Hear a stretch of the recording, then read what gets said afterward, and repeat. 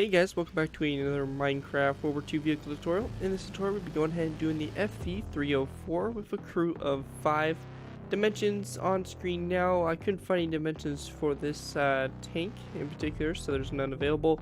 Its role is a self-propelled artillery vehicle, and the nerve build again not available. Armaments include one QF 25-pounder gun.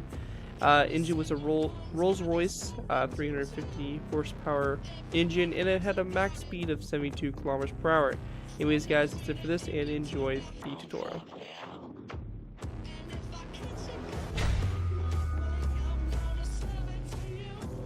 Hello ladies and gentlemen, Scared204 here, bringing you another Minecraft Cold War vehicle tutorial. In this tutorial we'll be going ahead and building the FV304 British self-propelled gun.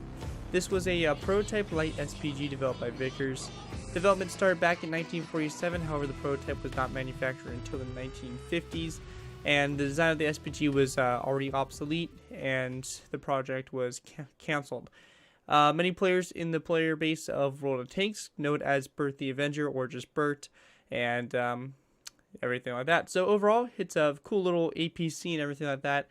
I do need to move it over to my Cold War line because it's in my World War II line for whatever reason. But this is a redesign for a vehicle I did a long time ago. I did the FV304 quite a while ago. I think it was back on Xbox, and I transferred it over to PC and everything like that. I had the old design just sitting here, and the old design was bad. It was just oversized and just terrible, I should say, and it was bad. So it needed to be redone, and this is my answer to that. Which I think this version is a lot better and all that stuff. I think the scaling on it is right, the length and all that stuff. I couldn't really tell because there is no actual dimensions for this build, so I just kind of went ahead and did what I could for it, and definitely shrunk it down a bit, and I think it looks pretty good. So overall, awesome vehicle and everything like that. I want to thank all you guys for all your positive support when I was sick and all that. I'm feeling a lot better, and going to start posting videos again very consistently. I've already posted the pack for redesign and all that stuff, and you guys have really enjoyed that. So that's good, and of course more videos are coming. Anyways guys, let's go and take a look at the vehicle and see what we got going for it, and we'll of course pop into the tutorial like we always do. So anyways, right here you have the main gun, which came out pretty decently. Not the best thing in the world, but it works for what I wanted to basically achieve with it. And I think it looks alright for what I was trying to go for and all that stuff. And I also built this in my live streams and stuff like that. I've been live streaming a lot recently with my new internet. So, be sure to check out those live streams and stuff like that where I've been rebuilding some of these vehicles and all that stuff. So it's been a lot of fun. So a lot of detail and all that stuff around there.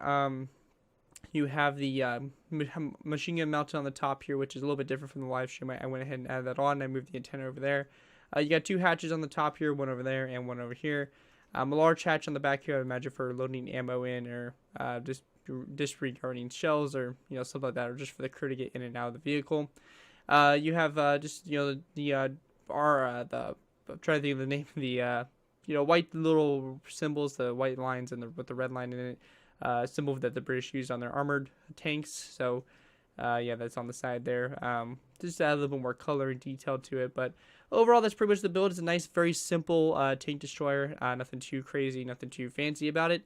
But it definitely looks pretty cool, and of course, is just a cool little addition to your British line of very early Cold War vehicles. Anyways, guys, that's going to do it for the review. Let's go and move into the tutorial.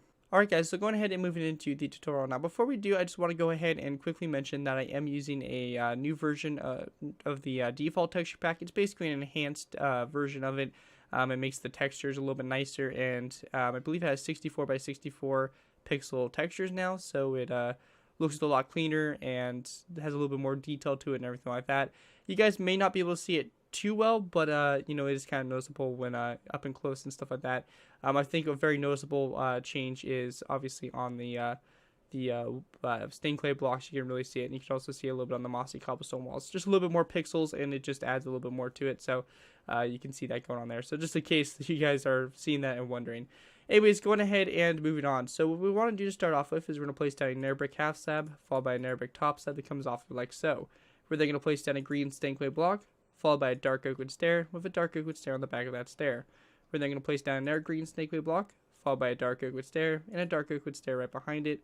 We're then going to go ahead and grab ourselves some green hardened stained clay, place down a nether block, and then we're going to place down a nether brick upside down stair on the very back, like so. On the side here of these green stained clay blocks, we're going to go ahead and place down stone buttons, and this is on the right side here. So the right side, the outside of the tracks, we're just going to go and put down the stone buttons. We don't need to put them on the inside here. Now, once you get to this point here, we want to go ahead and take our dark oak wood top slabs. We're going to place down a row of 3 across, or basically from this green stained clay block right here. And going back here to this section, we're going to go to this green stained clay block and again place down a row of 3 of dark oak wood top slabs. In the space in between the top slabs, we can go ahead and basically fill it in with more top slabs to basically create a nice base for the tank, something that looks just like that. Once you have that all finished, we then want to take dark oak wood fence gates. We're going to place down 1 and 2 up here in the front, like that, where this half slab and top slab are. And then on the back here, we're going to place down just 1 dark oak wood fence gate, come off the very center, dark oak wood top slab. With that all finished, we then want to go ahead and take another brick half slab. We're going to place down 1 over here, and then a top slab, and basically copy the same track design we used over on that side, just over to here.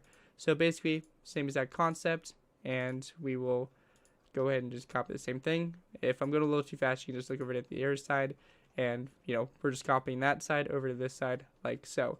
So basically, we should get something that looks just like that from the tank from up above, and once you have that complete, that's going to do it for layer 1. With that, let's move on to layer 2. Alright guys, so going ahead and moving on to layer 2. Now for layer 2, what we want to do is you want to go ahead and start off by placing down a nether brick stair on top of this nether brick top slab, like that on both sides. Once you have that done, we're going to take our green snake clay blocks, we're going to place down a row of 5 behind the stairs that goes across like so, followed by a stone button on both sides, like that.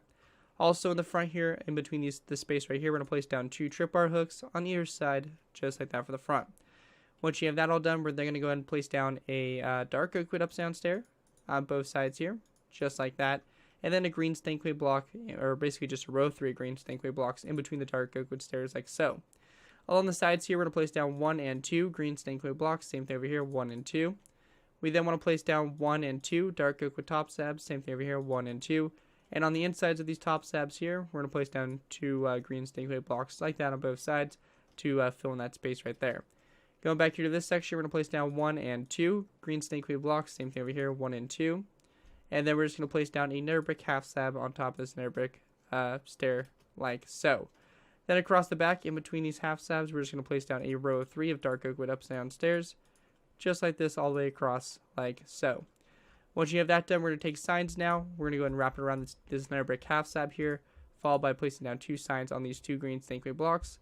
We're also going to go ahead and go to this dark oak wood stair, put a sign and these 2 green stained clay blocks after it, just like that, signs along the sides. Same thing over here. We're just going to copy what we did on the air side there and transfer it over. Again, your signs pretty much wrapped all the way around here, like so. Once you guys have that all done, that's going to basically do it for layer 2. With that, let's move on to layer 3. Alright guys, so moving on to layer 3. Now for layer 3, what we want to do is we want to go ahead and start off by taking our dark oak wood half slabs, placing down a row of 3 across these 3 green stained clay blocks in the very center. After that, we're then going to place down a row of 3 of dark oak wood stairs, all the way across as well, just like that for the front there. On the 2 half slabs on the sides here, we're going to place down 2 item frames like that, with glass blocks in them, and then we're just going to place down a sign over the item frames, like so, to basically go ahead and pretty much make the front headlights. With that finished, we then can go ahead and grab ourselves some green carpet. We're going to place down a row of 3 like this, so basically next to this stair here, row of 3 going toward the front here, cover up the nether brick stair like that for the fenders. After that, behind these stairs right here, we're going to place down a row of 3 of green stained clay, followed by a dark oak wood stair like this on both sides. We're then going to place down another dark oak wood stair back on this side, except we're going to place it down to the side here, so we create a corner stair with the one we just placed. Like same thing on both sides there. We then want to go ahead and grab ourselves some polished andesite. We're going to place down a row of 3 across in between those stairs, just like that. When you get to this section here, we're going to place down a green stained clay block on both sides, like so. If you want to include the marking on the side here, which you guys can obviously feel free to include if you want to, we're going to place down snow, red hardened stained clay, and snow again. And same thing on both sides here. Of course, if you don't want it, you can just replace it with green stained clay instead. And on the very end here, we're just going to take our green stained clay, place down 1 like this on either side on top of that nether brick half slab. And we just want to go ahead and grab ourselves some spruce wood planks and place down a row of 3 across, like so. We do want to go ahead and go into our inventory, get ourselves an item frame again. We're going to place down 2 item frames on those green stained clay blocks with red stained glass in the item frame like that to make brake lights. We're also going to place down 2 stone buttons, like that on both sides, again for a little bit of detail on the back here. And lastly, we want to grab ourselves some iron bars, place down 1 and 2 right here, and then 1 and 2 right here for a little bit of the side racking that this vehicle had. So same thing on both sides there. Again, some of that more detail and all that stuff to the build. Anyways, guys, that's going to do it for layer 3. With that, let's move on to layer 4. Alright guys, so going ahead and move on to our next layer, we have layer 4. Now for layer 4, we're going to start off by taking our green stankway blocks. We're going to place down one like this on either side, kind of on this open space of 3 right here. We're then going to place down a dark oak wood stair like this, in the very center in between those green stankway blocks. After you have that done, we're going to place down a dark oak wood stair that comes out like that, followed by a dark oak wood half slab. And on the very end of the half slab, we're going to place down a zombie head like so. We also want to place down signs next to these half slabs and the stairs, just like this on both sides here, just 2 signs on both sides. So you get something that looks like that for the beginning part of the barrel. After you have that done, we're going to place down a row of 3 of green stained clay. That goes across like this, followed by a mossy cobblestone wall on both sides. After you have that done, we're just going to go and go back from that mossy cobblestone wall, place down 1, 2, and 3 green stained clay blocks. Same thing over here, 1, 2, and 3 back. Over here on the right side, we're going to place down a mossy cobblestone wall that just sticks out from that row of 3 green stained clay like so.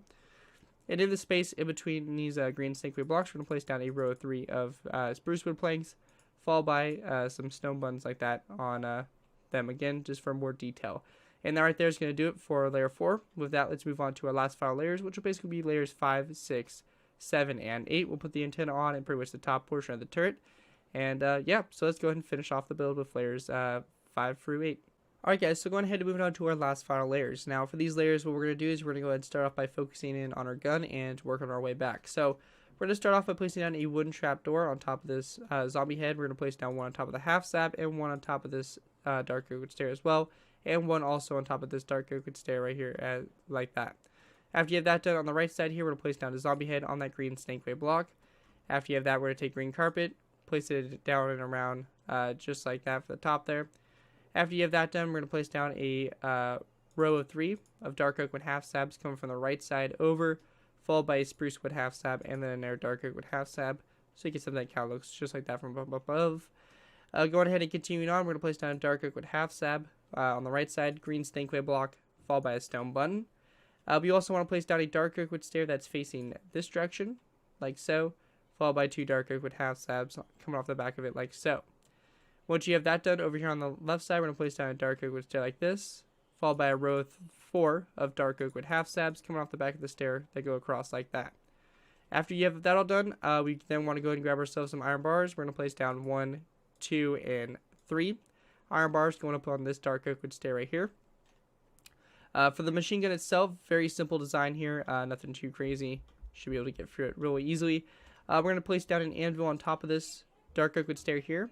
We're going to go ahead and crouch in the air, place down a spruce wood upside down stair, come off the stair, followed by an end rod sticking off the anvil like that. We also want to go ahead and take a skeleton skull, place down 1 come off the side here for the little drum on the side of the gun, and we're just going to place down a stone button on top of the stair, just like that. And once you guys have that all done, that's going to basically do it for the FV304 self-propelled gun. Hopefully you guys enjoy this tutorial for it. Definitely a nice redesign for it. Even though it's not a super popular, well-known build, or vehicle I should say, it's definitely kind of a cool addition, and you know, that early Cold War era that is pretty cool. So anyways, hope you guys do enjoy and are able to put it to good use. If you guys do end up using this design, I say you guys give me proper credit for it. This could be anything from a sign of the build, to link to my channel, or this video if you're just being on social media sites. Just be sure to get proper credit for the build. That's all I ask for in doing these tutorials. It helps my channel grow, and it continues to keep me inspired to continue on posting. So if you do use it, I just ask you guys to give me credit, and as long as you guys do, you're free to use it for whatever project you guys are working on. Other than that, guys, thank you guys so much for watching. As always, don't forget to like, comment, and subscribe. This has been Gary 204, and I'll see you guys next time.